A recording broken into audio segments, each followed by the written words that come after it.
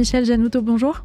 Bonjour. Vous êtes président de la commission pour l'indemnisation des victimes de spoliation. Peut-être dans un premier temps pour éclairer un peu nos auditeurs sur cette commission. Quelles sont vos missions qui ont été récemment élargies? On y reviendra, mais quelle est cette instance que vous présidez? Voilà. Alors tout d'abord, merci de m'avoir invité à m'exprimer au nom de la CIV. C'est un acronyme un peu difficile à retenir. C'est la Commission d'indemnisation des victimes de spoliation du fait des lois antisémites. Et à sa création, en 1999, il était précisé du fait des lois antisémites perpétrées, prises par l'occupant et par le régime de Vichy. Donc, à l'origine, c'était, malheureusement, peut-on dire, en 1999, le principal de l'activité de la commission consistait à examiner les spoliations subies par les victimes de confession juive dans leurs biens, les appartements, et dans leur activité, les entreprises. Petit à petit, le champ d'intervention de la commission s'est aussi orienté vers les biens culturels, en sorte qu'en 2018, le gouvernement, suite au discours d'Édouard Philippe prononcé lors de la commémoration de la catastrophe du Veldiv, on peut dire, eh bien là, l'accent a été mis sur les biens culturels. Vos missions, elles ont été élargies récemment dans le cadre d'une loi en 2023. Alors, qu'est-ce justement, que ça a changé? On s'est rendu compte que ce cadre de 2018 restait, si vous voulez, trop étroit. Et je viens directement pour répondre à votre question. En sorte que des biens culturels, donc qui avaient été assurément spoliés, qui se trouvaient dans les collections publiques en France, en 2018, eh bien, ne pouvaient pas être restitués. J'illustre ce que je dis d'un exemple.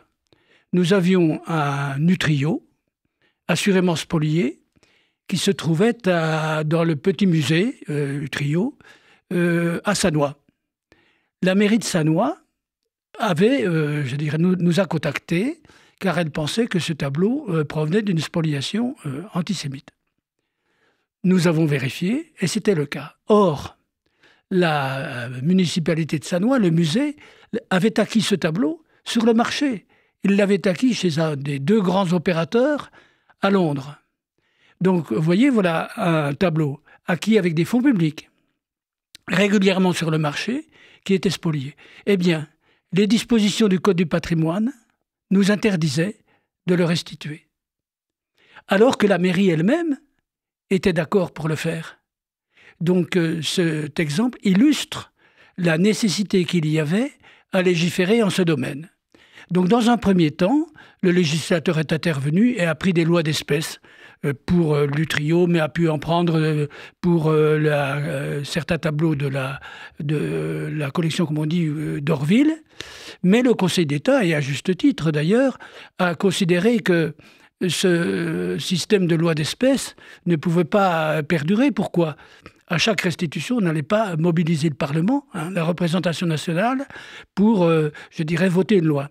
En sorte que, de manière consensuelle, est intervenu le vote de la loi du 22 juillet 2023. Il faut le souligner, voté à l'unanimité par les deux chambres, le Sénat et l'Assemblée nationale, qui a donc modifié le dispositif. Alors peut-être en deux mots, le dispositif actuel, quel est-il ? Eh bien, cette modification touche le champ de compétences et la période. Désormais, depuis la loi du 22 juillet 2023, peuvent être restitués, après on y viendra à un avis de la commission, peuvent être restitués les tableaux spoliés se trouvant dans les collections françaises, même si la spoliation a eu lieu hors de France. C'est-à-dire que le champ géographique d'intervention a été élargi à toute la zone, disons, occupée par les nazis. Je prends un exemple. Un tableau spolié en Pologne qui se trouve dans un musée français. Maintenant, la CIV est compétente pour, donner un avis sur la restitution, mais est compétente. Elle ne l'était pas auparavant, car il s'agissait de spoliation, je dirais, constatée, enfin perpétrée hors de France. Donc, champ géographique. Et élargissement de la période. Au début, période de compétence de la CIVS, disons 40-45. Désormais, élargie par le législateur à toute la période du nazisme, c'est-à-dire de 33 à 45. Donc on voit, si vous voulez, la proactivité de l'autorité publique pour, je dirais, essayer de vraiment traiter cette question délicate, douloureuse pour certains, des biens culturels spoliés. Vos missions ont donc été élargies, renforcées quelque part. Et il y a récemment eu dans la presse quelques évocations d'autres changements, cette fois au sein de la commission, sur son fonctionnement. Est-ce que ces changements, ils ont des conséquences sur ce qui se passe vraiment au sein de la commission, sur les processus, la restitution? Qu'est-ce qui s'est passé et comment rassurer, entre guillemets, sur votre fonctionnement et sa continuité? Voilà, alors effectivement, vous avez raison. Il y a eu, je dirais, certains remous au sein de la CIVS. Le contexte d'abord. Donc la loi, je viens de l'expliquer. La nouvelle loi, le nouveau champ de compétences, dans le temps et dans l'espace, nous oblige à adapter nos moyens. 2 exemples.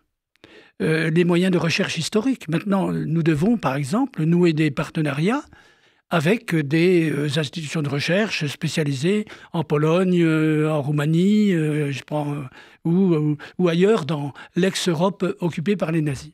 Premier point. Deuxième point, quand nous traitons, je dirais, nous recherchons l'historique d'un bien culturel, mais aussi les ayants droit, c'est-à-dire les personnes à qui ce bien peut être restitué. Eh bien là, ça pose également des difficultés juridiques. Des états civils différents, des lois successorales différentes, donc des compétences différentes. Donc, partant de ce constat, nous avons décidé que le personnel, enfin je dirais les agents, les rapporteurs, mais j'y viendrai également, les membres du collège, que les nouvelles compétences devaient entraîner un ajustement, je dirais, des compétences mises en œuvre pour parvenir à exécuter cette nouvelle mission. En sorte que la nouvelle loi ayant totalement abrogé le dispositif ancien, il a fallu procéder à une série de nominations. Et c'est vrai que des nominations, si vous voulez, ces nominations ont été effectuées par l'autorité publique. Je rappelle une chose, c'est que les autorités de nomination pour, je dirais, le personnel de la CIVS sont le Premier ministre pour les membres du collège délibérant et le garde des Sceaux, le ministre de la Justice, pour les rapporteurs. Voilà. Donc, un certain nombre de rapporteurs ont été nommés, d'autres qui espéraient l'être ne l'ont pas été, et qui étaient là peut-être depuis longtemps, qui avaient d'ailleurs bien servi, je ne le conteste pas, mais qui n'avaient peut-être plus, vous voyez, cette proximité avec la pratique judiciaire, cette proximité qui va devenir de plus en plus nécessaire pour, je dirais, explorer le champ des nouvelles compétences. Donc, ça a entraîné un mouvement de solidarité qu'on peut comprendre, d'ailleurs, de personnes qui avaient travaillé de longues années ensemble, et que, donc, et des démissions. Mais, si vous voulez, engagé dans ce processus de renouvellement, d'ajustement, je dirais, des profils de personnel que j'évoquais, nous avions, la rapporteure générale, le directeur et moi-même, exploré, je dirais, des candidatures, des profils susceptibles de convenir aux nouvelles attentes. Et donc, c'est ce qui a été fait. Et là, des nouveaux rapporteurs ont été nommés. Alors, je précise que ce mouvement de renouvellement, je l'appelle comme ça, même si on peut comprendre qu'il est peut-être un peu inadapté, touche aussi le collège. Les membres du collège, 5 membres du collège délibérant, qui est l'organe délibérant de la CIVS, ont été renouvelés.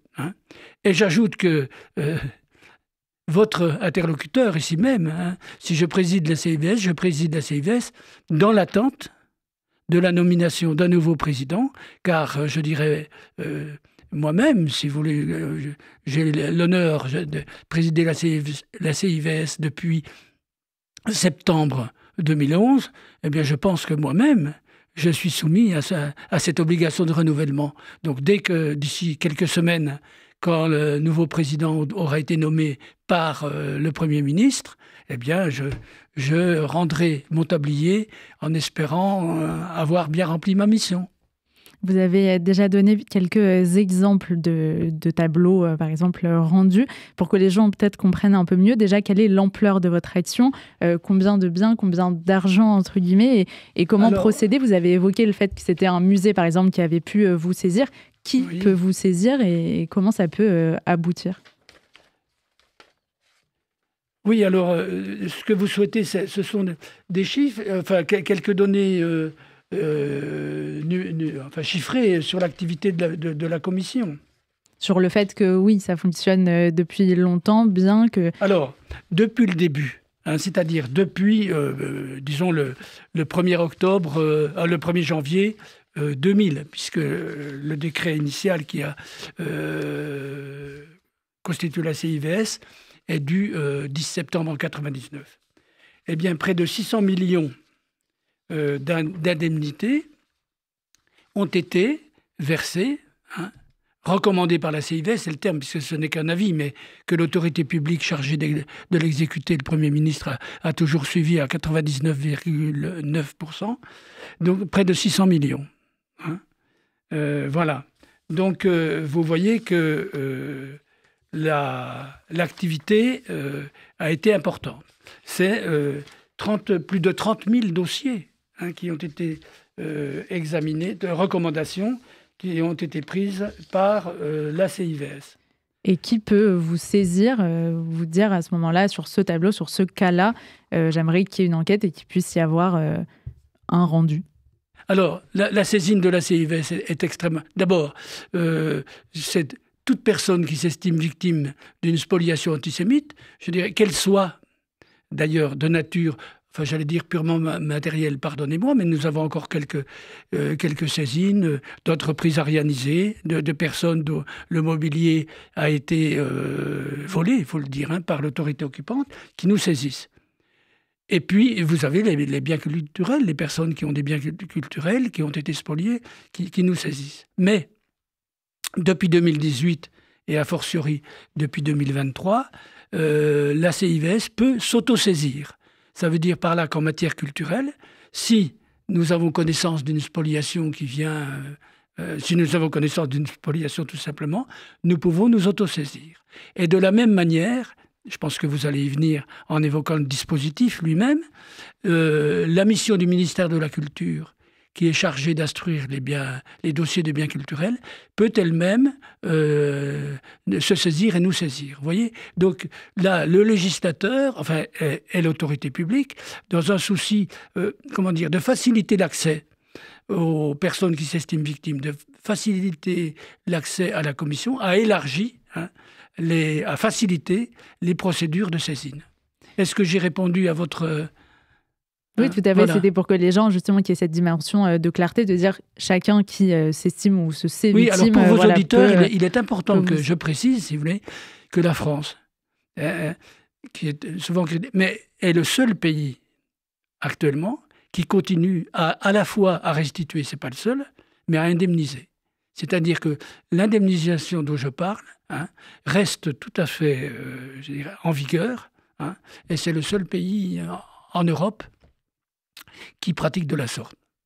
Il y a une dimension, bien sûr, on s'en doute, de transmission aussi de cette mémoire de la Shoah. Est-ce que vous avez en tête des cas ou des choses qui se sont passées là, durant ces dernières années qui en attestent et qui donnent cette dimension collective aussi à votre travail?